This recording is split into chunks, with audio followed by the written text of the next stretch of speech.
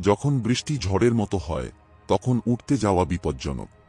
এমন কিছু ফ্লাইট থাকে যেগুলো কখনো তাদের গন্তব্যে পৌঁছতে পারে না, আর তাদের সত্য কেউ জানে না।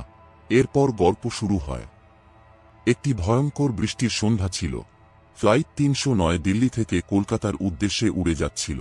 এত তীব্র বৃষ্টি হচ্ছিল যে আকাশে বজ্রপাত হচ্ছিল এবং বিমানের কম্পন অনেক বেড়ে যাচ্ছিল। পাইলট ঘোষণা করলেন, সমস্ত যাত্রী দয়া করে সিট বেল্ট পরুন, আবহাওয়া খারাপ। হঠাৎ করেই কেবিনের আলো বন্ধ হয়ে গেল এবং গভীর নীরবতা নেমে এলো। তখন এক বৃদ্ধ মানুষ, যাকে বোর্ডিংয়ের সময় কেউ দেখেনি, হঠাৎ দাঁড়িয়ে বলল, এই ফ্লাইট কখনো গন্তব্যে পৌঁছাবে না, কেউ বেঁচে থাকবে না। তার কথা শেষ হতেই তার মুখ পানি ভেজা বিন্দুর মতো গলে যেতে লাগল এবং সে অদৃশ্য হয়ে গেল।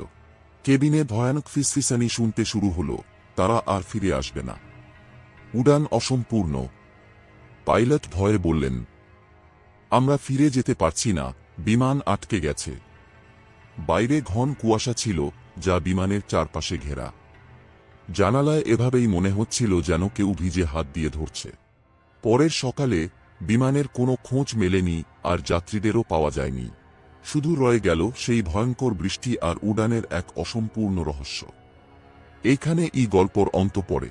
বিদায় নিলাম আমি আজকে। দেখা হবে নতুন কোনো এক ভিডিওতে।